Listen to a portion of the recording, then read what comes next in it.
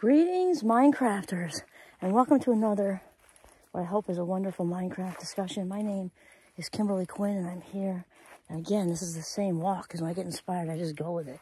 It's like I can never, ever shut off inspiration. Don't want to, don't plan to. Here we are. Okay, so what I really wanted to talk about is create, don't regurgitate. So we're talking about the past. And I think most of us out there know how hard it can be to separate ourselves from the past. We've also talked about letting it go and forgiveness and all that. This is different. This is more of a memory conversation. So it's very important to realize that there's nothing really more important than filling ourselves up. And we fill ourselves up by being in the now. This is where the power is, right here in this minute. That said, when we retrieve memories from the past and bring them into the now, we can do one of two things, really. We can corrupt our current life minutes in the present moment and just let them go to heck in the handbasket, or we can realize how memory works and cherry pick those to make something good happen, all right? So first of all, realize that long-term memory, which is where they're all stored, is literally like a bookshelf. So we can, usually when we're driving, we're alone like that, that's when we start to let our mind be on autopilot. We know that autopilot is the biggest thief of life minutes that there could possibly be. Also the shower, the bath, that's when they try to, flood, or any other, quiet moment, and they just come in. So when we're passive like that and on autopilot, just regurgitating, throwing up all these memories into the now, this is not productive. Not only that, it's actually damaging. Okay, and another thing to really realize is that how long-term memory works. When we pull a book off the bookshelf, it's going to be different than the last time we pulled it off. Each and every time we retrieve a book to relive that moment, let's say it's great. Let's say our child just got a trophy, or so we just got a promotion, or we just first date with a new partner that went great, whatever. Whenever we pull that off and kind of relive it, and it's fun, exciting, got a big smile on, and then we put it back, it's changed forever. Each time we pull it off, and the changes are changed based on the last one. So the original is never revisited. Never, ever, ever. I don't use that word very often.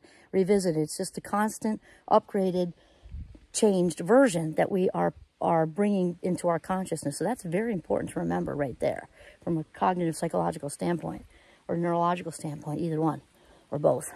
And so it's very important to remember that. So when we choose cherry pick, it's very important to cherry pick whatever memories we want to relive. Maybe it's last Thanksgiving, or maybe you're getting ready to make a big decision and you want to, sort of bring back some input that was shared with you by, your loving, safe people, which is a good thing.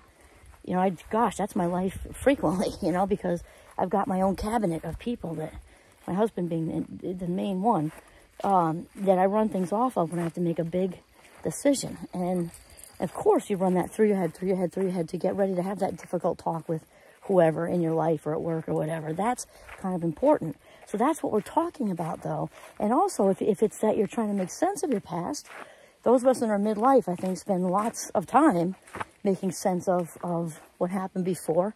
Fine, as long as you're not just throwing it up. Cherry pick to pull some meaning from it, even if it's horrible.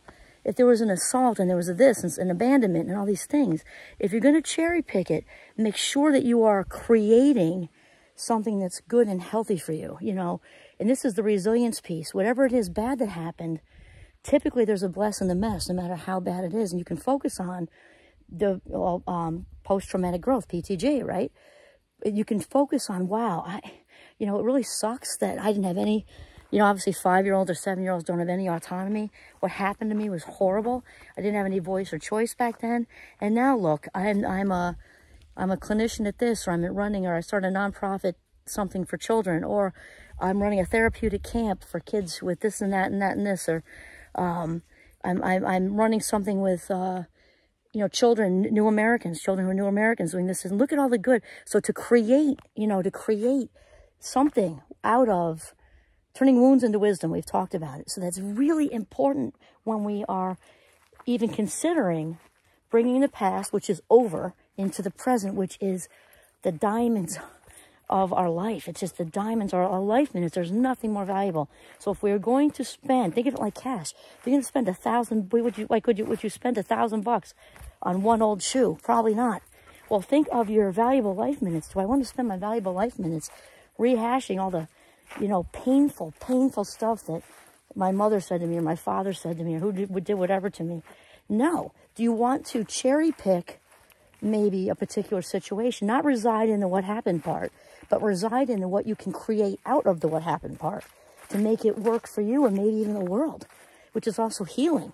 Because whatever we do for other people, we do for ourselves. We know that to be true. We're all connected. Wow, there is a gigantic footprint right there. I think it's a moose. Holy Toledo. Okay, so that is the point of this chat, is to create, don't regurgitate.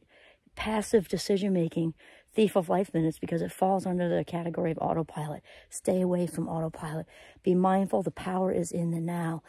Life is now in session. This is it. As far as we know, this is not a dress rehearsal, right? This is the big game. So be here now and make darn sure what you want to spend your very valuable life minutes on.